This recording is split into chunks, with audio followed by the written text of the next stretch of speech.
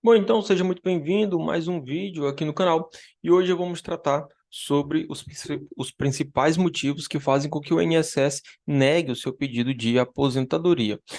É um tema bastante delicado, existem muitos motivos que podem fazer com que o INSS negue o seu pedido de aposentadoria, mas eu elenquei alguns que são os mais comuns. Não quer dizer que se você atender tudo que eu vou falar aqui, não quer dizer necessariamente que seu benefício vai ser concedido, porque cada caso requer uma análise específica, tá bom? Mas isso aqui, como eu disse, são os motivos mais comuns.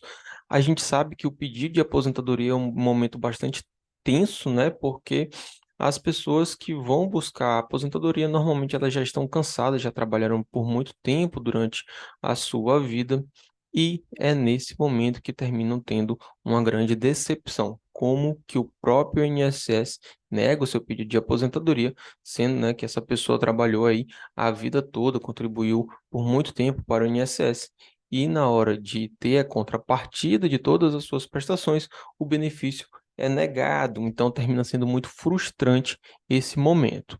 Antes de seguir para o vídeo, já se inscreve no canal se você ainda não for inscrito, ativa as notificações para você não perder os próximos vídeos. E vamos lá para o nosso conteúdo. Como eu estava falando, esse é um momento bastante crítico e a gente tem uma série de complicadores aqui em relação à aposentadoria.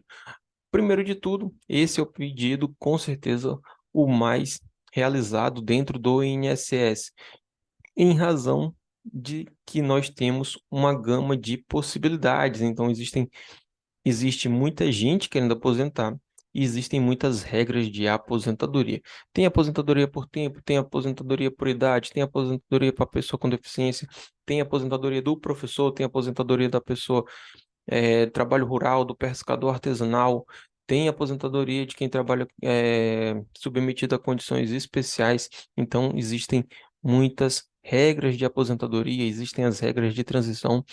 E olha só o que acontece: o volume de pedidos é tão grande e o volume de segurados é tão grande que os servidores do INSS não conseguem dar conta de orientar os segurados de forma adequada, por uma série de fatores, obviamente, né? Ele não consegue atender o segurado, até porque hoje, né, a grande gama de serviços é ofertada por meio do meu INSS e não mais no balcão de atendimento.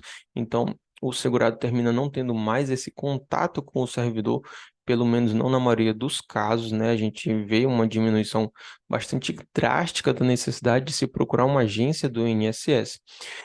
Também temos a questão eh, do grande volume de pedidos e do número limitado de servidores. Então, o servidor ele não consegue fazer uma análise detalhada, ele não consegue fazer uma análise pormenorizada de cada pedido que chega lá no INSS. Senão, o serviço dele não anda, né? Porque são muitos os detalhes que precisam ser atendidos, muitos detalhes que precisam ser observados na hora do pedido de aposentadoria.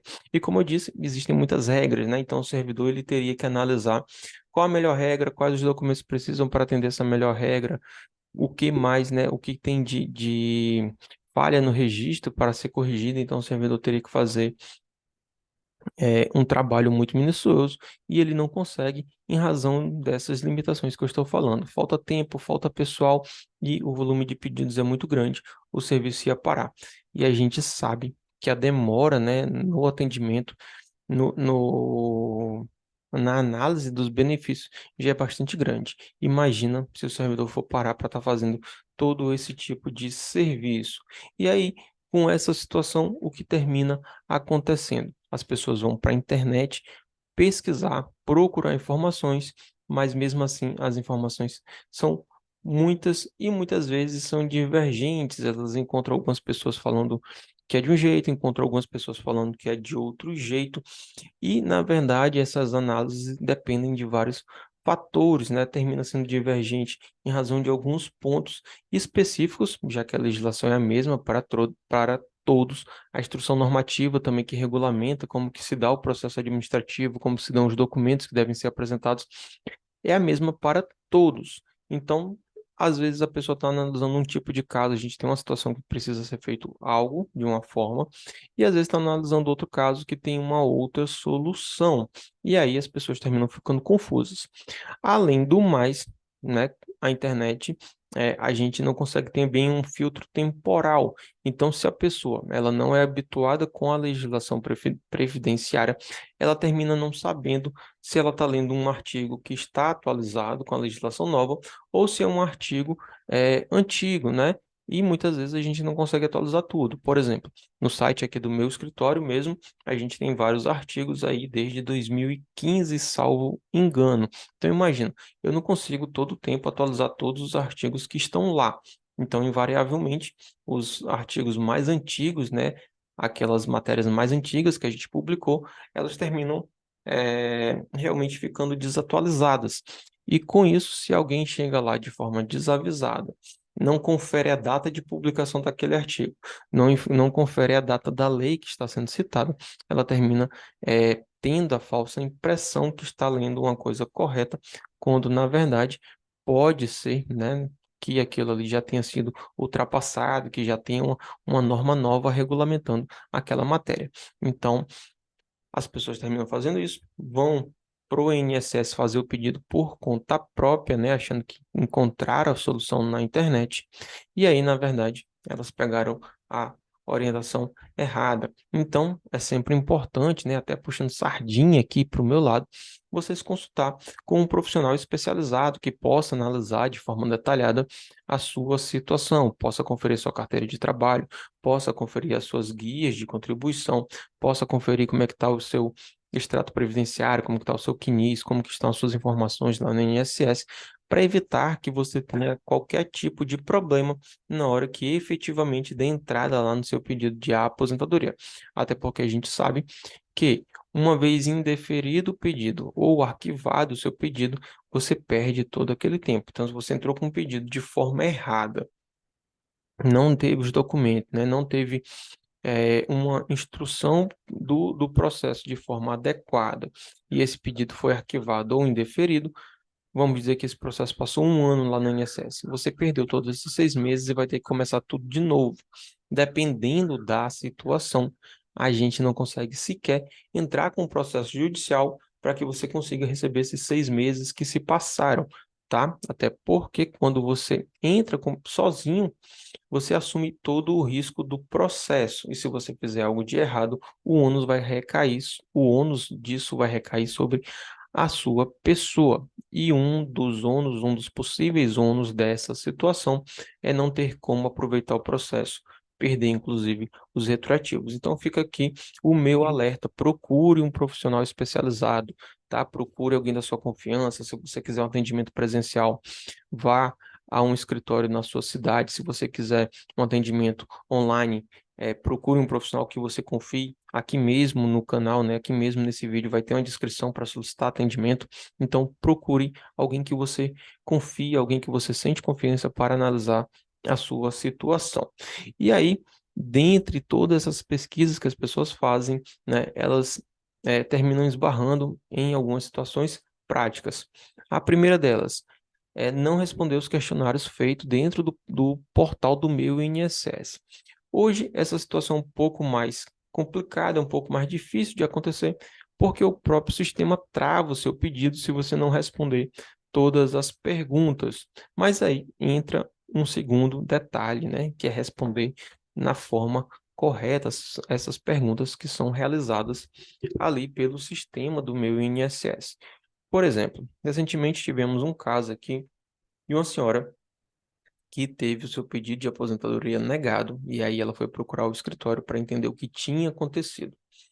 Na situação, ela era trabalhadora rural por um longo período da sua vida, e depois de uma determinada idade, ela resolveu mudar para a cidade, e aí começou a trabalhar de carteira assinada.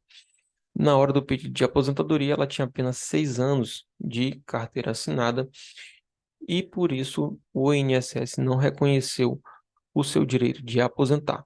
Porém, a gente sabe que existe a regra da aposentadoria híbrida, né, em que a gente pega um tempo um tempo rural, soma com um período urbano, atingindo ali o tempo mínimo de 15 anos e os 180 meses de carência, a gente consegue a aposentadoria por idade para essa pessoa. Na hora de responder o questionário, tinha a pergunta: você tem algum período de atividade rural? E essa pessoa respondeu que não. Com isso, o seu benefício terminou sendo negado de forma automática pelo robô do INSS, porque ele calculou que NIS tinha apenas 6 anos e já negou o benefício.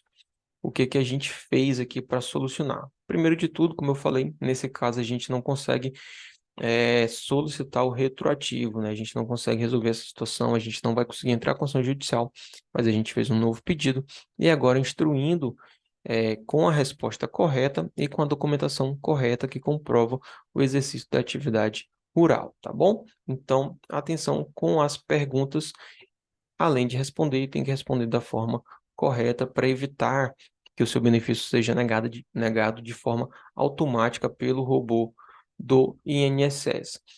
Outra situação que costuma causar bastante problema são incongruências no CNIS, o extrato previdenciário.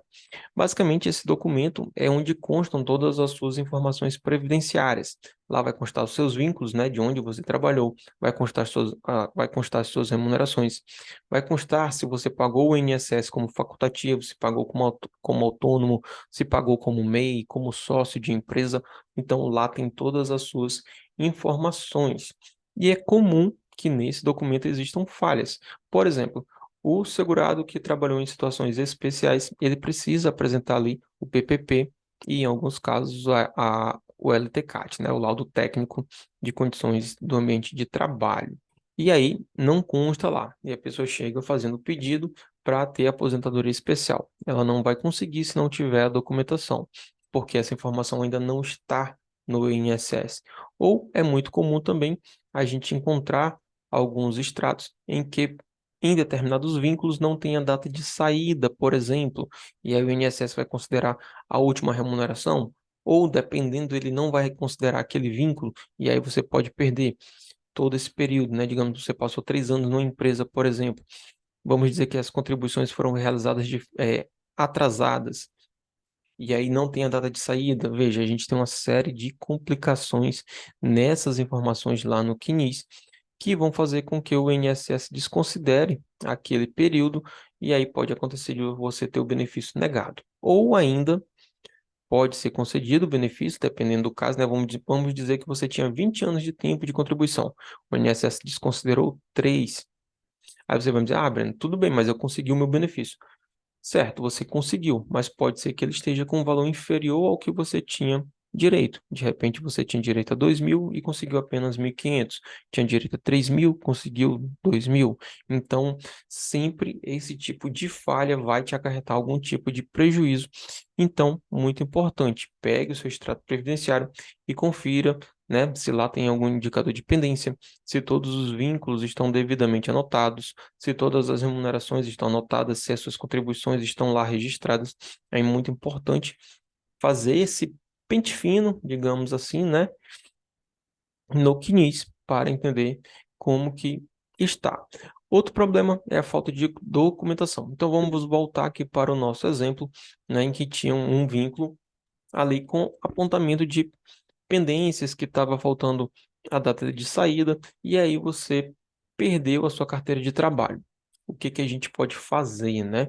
Então, por exemplo, a gente vai apresentar o boletim de ocorrência em que registra ali a perda, o furto ou o extravio dessa carteira de trabalho, mas também vamos apresentar outros documentos para comprovar aquele vínculo ali que está com problema no CNIS. Dentre esses documentos, a gente pode ter, por exemplo, um termo de rescisão de contrato de trabalho, pode ter o extrato analítico do FGTS, né, carimbado e assinado pelo servidor da Caixa Econômica Federal. Então, existem alguns documentos que a gente pode buscar para resolver essa situação, né? Se você tiver a carteira de trabalho, a própria carteira de trabalho muitas vezes é suficiente para elucidar. Por que que eu digo muitas vezes? Porque algumas pessoas não têm todos os cuidados na guarda do seu documento e termina manchando a carteira de trabalho, termina rasurando, termina rasgando o pedaço da folha ou arrancando folhas, e tudo isso faz com que o INSS desconsidere aquele documento, tá bom? Então, essa também é uma situação em relação aos documentos pessoais, né? Às vezes a pessoa chega aqui no escritório, ela, por exemplo, está com uma certidão de casamento muito antiga, amassada, rasgada, as pessoas dobram, né, esses documentos e aí ficam aqueles rasgos, ficam o documento mal conservado, e isso tudo faz com que o INSS negue o seu pedido, né? O ideal é que você pegue sempre essa documentação atualizada para dar entrada de forma correta no INSS e também entregue, né, a sua documentação. Lá no campo do INSS, quando você chega quase no final do requerimento, tem os campinhos lá para você colocar carteira de trabalho. Você vai anexar a carteira de trabalho naquele exato canto que o sistema está indicando para você. Carnê de recolhimento, você vai indicar naquele exato canto ali que deve ser colocado, né, que está dizendo ali o campinho específico. Carteira de identidade, né, o documento de identificação, você vai colocar o seu documento de identificação ali naquele campo exato. E assim evita também que o processo volte com exigências para anexar documentos que você já entregou, porque isso termina acontecendo de forma automática pelo robô do INSS, tá bom? E a falta de requerimento expresso e detalhado do que você deseja. Então, vamos dar mais um exemplo. Nessa semana, eu fiz o protocolo de um requerimento de aposentadoria por idade. E o que acontece? Lá no CNIS dessa pessoa constava 12 anos de tempo de contribuição. Mas fazendo os cálculos da pessoa, considerando carteira de trabalho e as guias de recolhimento, essa pessoa tinha pago o INSS como profissional autônomo, a gente conseguiu apurar 16 anos de tempo de contribuição. E aí o que a gente precisa fazer, né? Tem um formulário RAC, por exemplo, que a gente vai preencher quais as informações que a gente quer que sejam corrigidas no CNIS dessa pessoa e vai juntar a documentação. Então, veja, eu não vou simplesmente confiar que o servidor vai fazer a correção correta, né, e automática por conta própria. Eu não vou simplesmente entregar a carteira de trabalho e os comprovantes de recolhimento. Eu vou preencher o formulário RAC ou vou fazer um requerimento escrito explicando exatamente o que deve ser corrigido no CNIS. E muitas vezes isso não é feito e aí o servidor não realiza essa correção e o pedido é negado. Em alguns casos a gente consegue reverter judicialmente, mas em outros não. Por quê? Porque a instrução normativa diz que o pedido deve ser especificado na hora do requerimento de aposentadoria. Como você não especificou o seu pedido de correção ali do CNIS, foi negado o seu pedido, né? O seu requerimento administrativo terminou sendo negado, tá? Então, muita atenção com todos esses pontos. Como eu disse, esses são os principais pontos, os principais motivos que fazem com que o INSS negue um pedido de aposentadoria, mas existem vários outros, e é muito importante que você consulte um profissional da sua confiança para entender aí o seu caso específico. Mas se de qualquer modo você realmente não quiser contratar um profissional, se você quiser se arriscar sozinho lá no INSS, observe todos esses pontos. Com certeza que você vai ter reduzido aí cerca de 80%. Se você cumprir isso aqui da forma correta, né? Pelo menos 80% aí de chance de negativa vai ser dirimida com essas medidas que eu trouxe nesse vídeo, tá certo? Então, mais uma vez, se você chegou até aqui, se gostou desse vídeo, ainda não é inscrito no canal, já se inscreva, ative as notificações, né, para você não perder os próximos vídeos. E compartilha, dá o joinha aí para o algoritmo entender que esse conteúdo é importante, ele vai distribuir para mais pessoas, você ajuda o canal a crescer e também ajuda outras pessoas que de repente estão precisando desse tipo de informação. Grande abraço, até o próximo vídeo.